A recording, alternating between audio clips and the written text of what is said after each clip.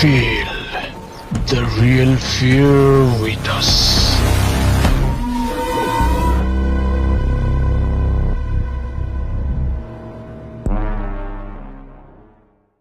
প্রিয় লিসেনার্স, আসসালামু আলাইকুম। Feel the real fear with আস।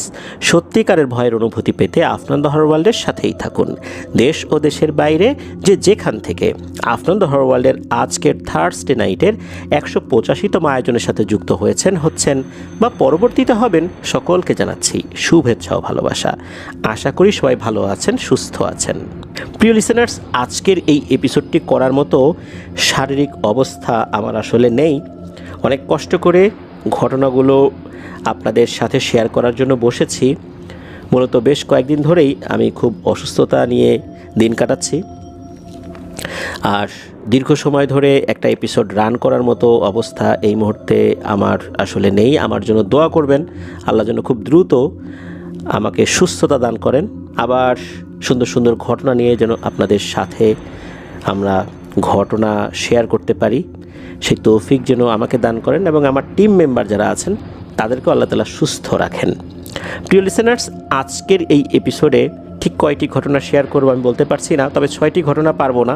যে কয়েকটি ঘটনা পারবো সে কয়েকটি ঘটনাই ইনশাল্লাহ আপনাদের সাথে শেয়ার করব। আর যাদের ঘটনাগুলো আজকে শিডিউল করা ছিল, যে আজকে যাদের ঘটনা প্রচারের কথা ছিল তাদেরকে আমরা ইমেল করেছি, খুবই তাড়াতাড়ি ইনশাল্লাহ সেই ঘটনাগুলো আমরা প্রচার করব, একটু শারীরিকভাবে আমি সুস্থ হলেই।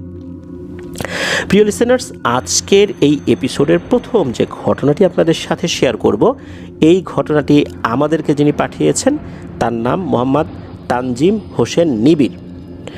এই নিবিড় বর্তমানে ঢাকা রেসিডেন্সিয়াল মডেল কলেজে দ্বাদশ শ্রেণীতে অধ্যয়নরত রয়েছেন। নিবিড়ের বর্তমান ঠিকানা টাঙ্গাইলের ঘাটাইল উপজেলায় হলেও তার মূল বাড়ি রাজবাড়ী জেলার পাংশা উপজেলার বাহাদুরপুর গ্রামে।